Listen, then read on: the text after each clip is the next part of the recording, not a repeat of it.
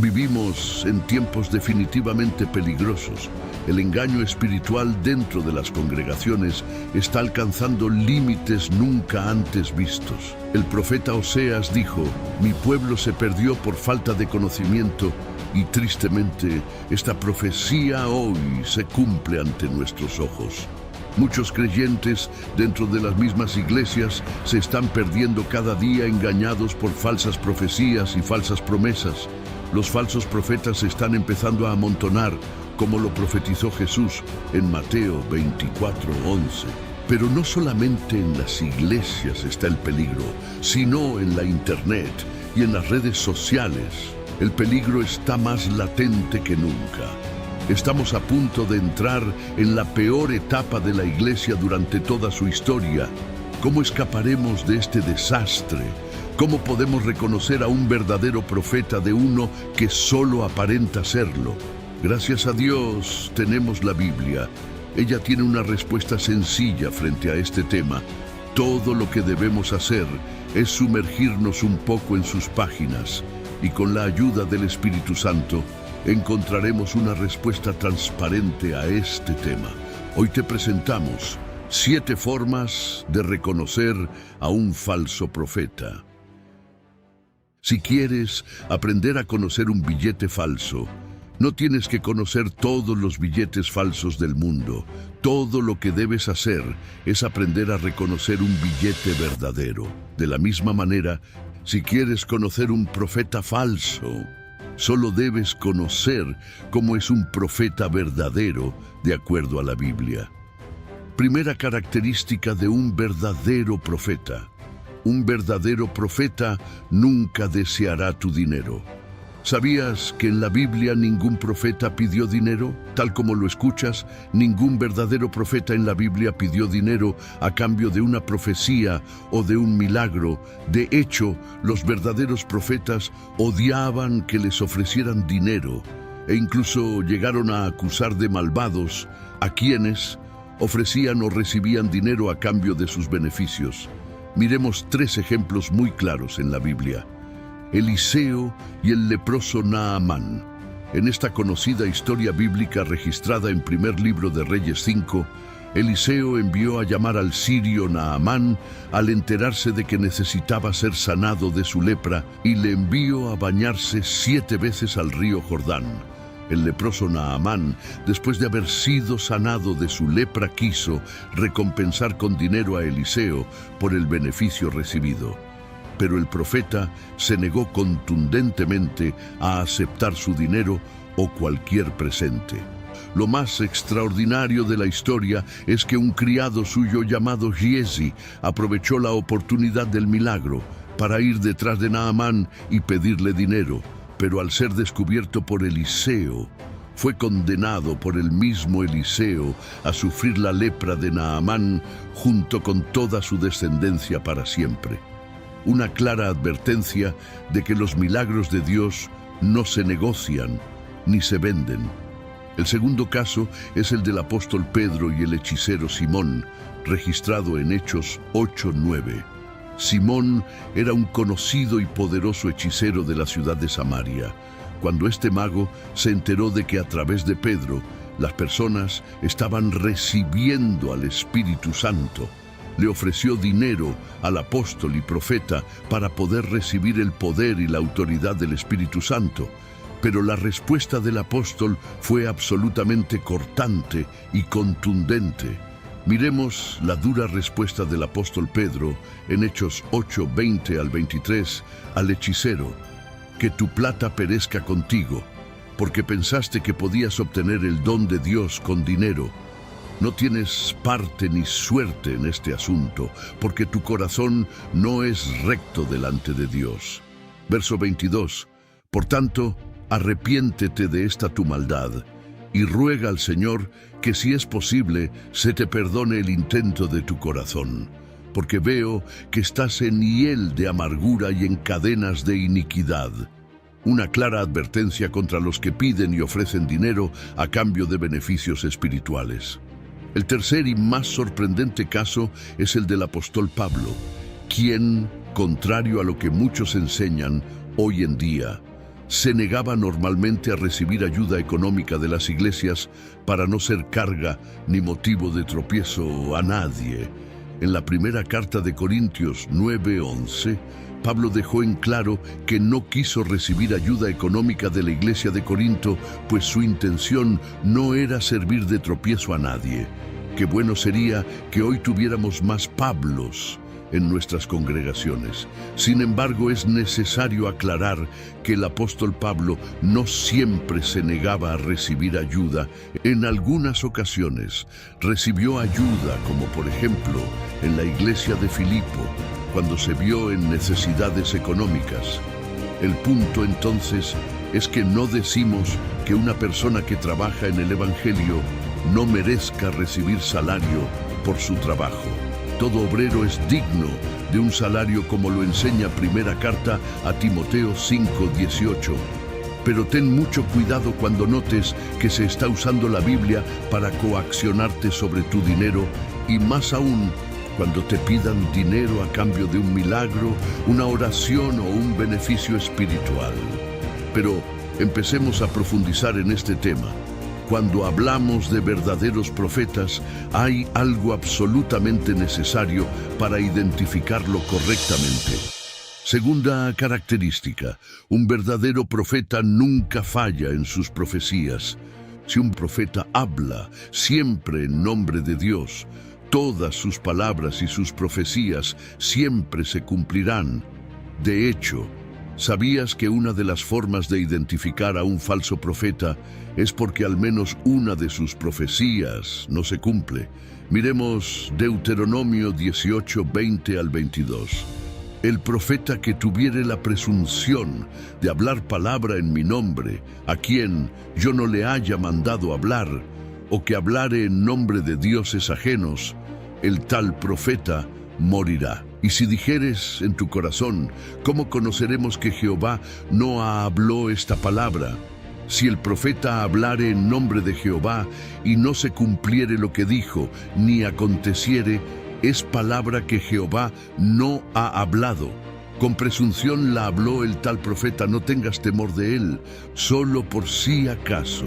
Este pasaje no significa que debamos acabar a golpes a un profeta cuyas profecías no se cumplen. Estamos en otros tiempos y bajo otro tipo de gobierno. Pero lo cierto es que si un profeta habla en nombre de Dios, todas sus profecías se deben cumplir en todos los casos. De lo contrario, la Biblia enseña que no debemos tener temor de ellos y menos seguirlos.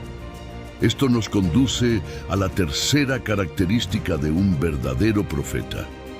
Un verdadero profeta siempre hablará en nombre de Dios y nunca en nombre propio o de su corazón.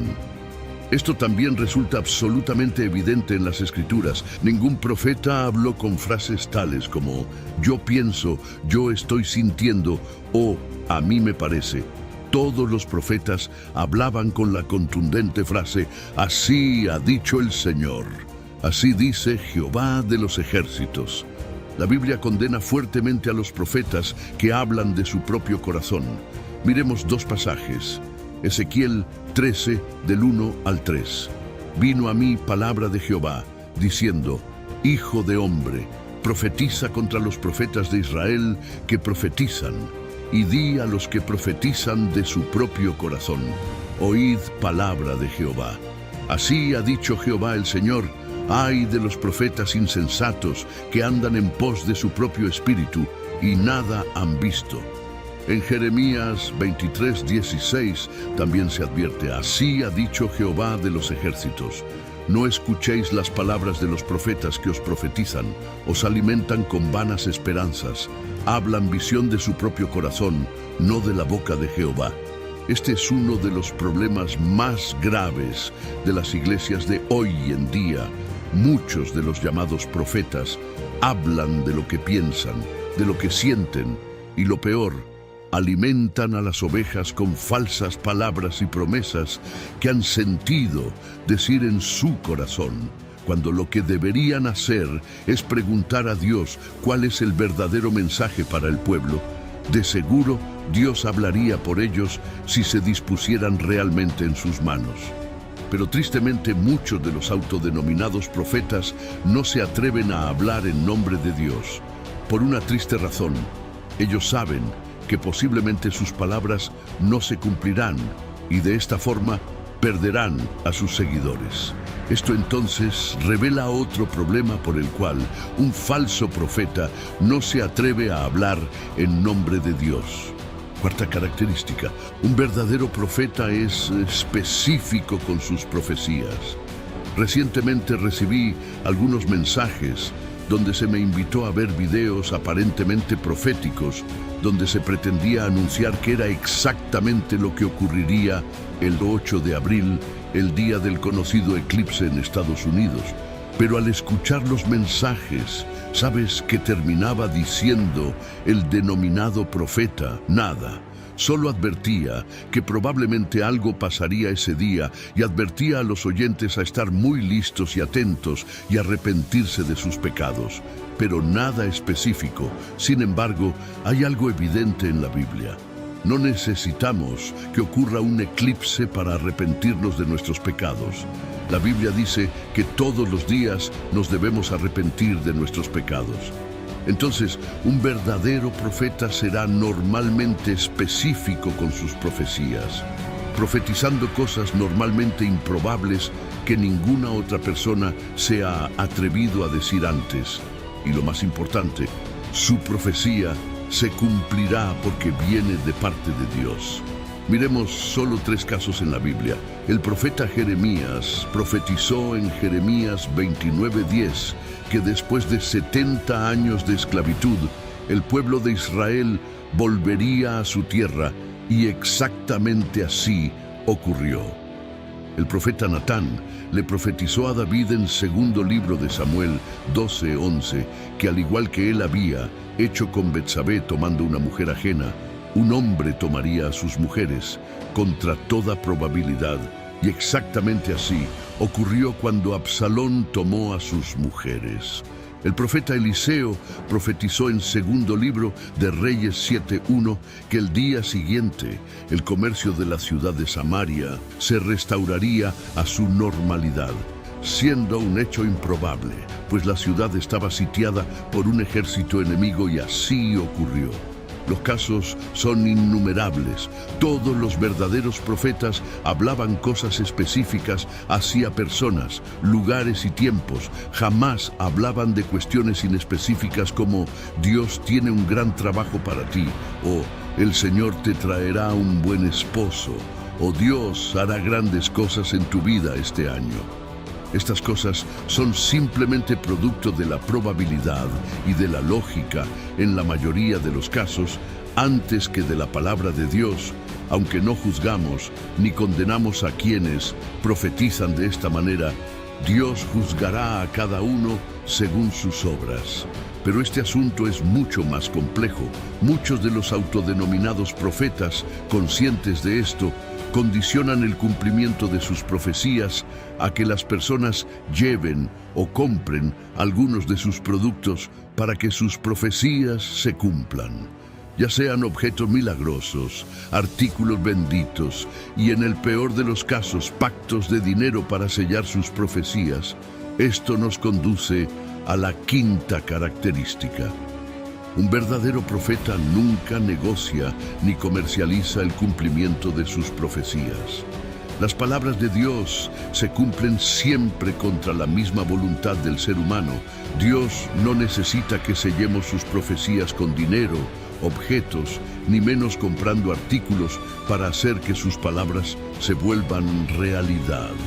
Miremos lo que denuncia el profeta Ezequiel en 13:18 frente a este tipo de profetas. Esto dice el Señor soberano, que aflicción les espera a ustedes, mujeres, que atrapan el alma de mi pueblo, tanto de los jóvenes como de los mayores. Les atan amuletos mágicos en las muñecas y les dan velos mágicos para la cabeza. ¿Acaso piensan que pueden atrapar a otros sin provocar su propia destrucción? Pero esta no es la única advertencia contra la mercadería con el pueblo de Dios. Miremos la advertencia contra los falsos profetas en segunda carta de Pedro 2:3.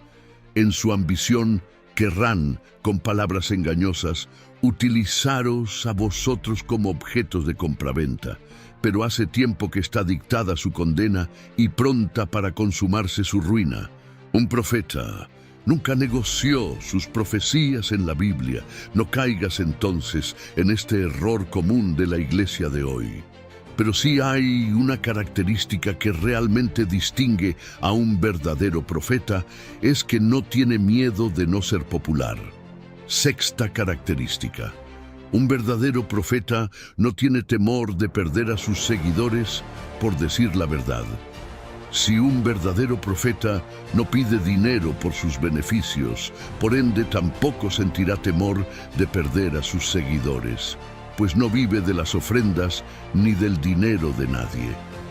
Un verdadero profeta de Dios siempre habla con la verdad, incluso si esta es dolorosa y desafiante, aunque esto implique que muchos de sus seguidores lo abandonen cada día por no resistir la dureza de su mensaje.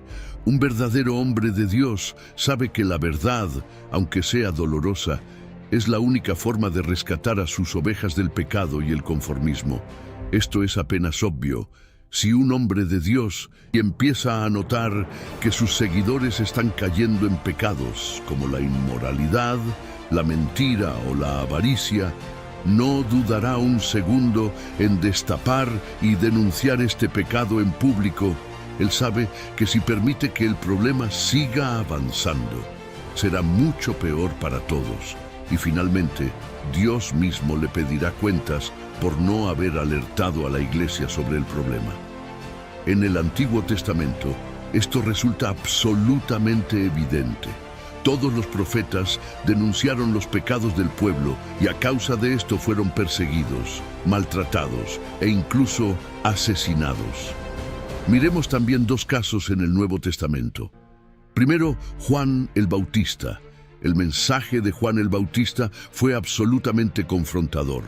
Juan no dudaba en acusar a los fariseos por sus pecados.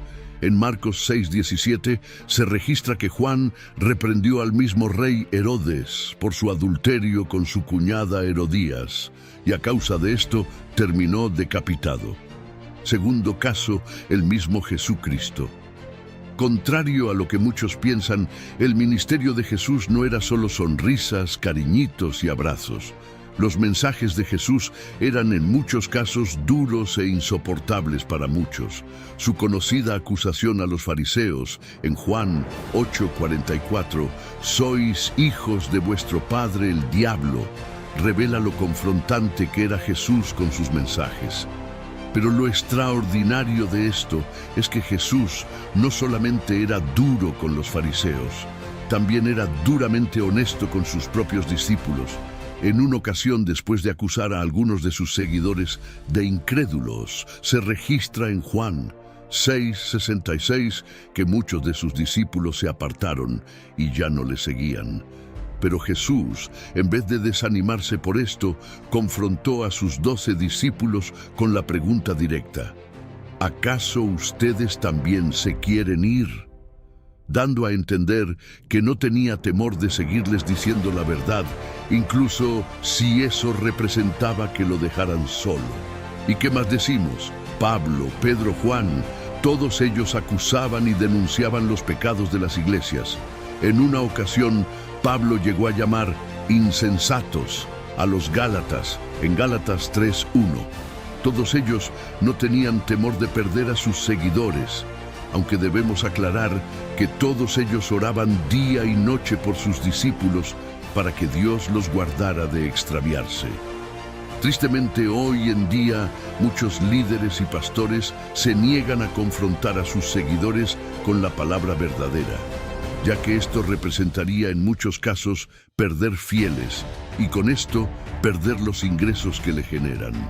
Entonces, un verdadero profeta te hablará francamente, aunque esto te resulte incómodo.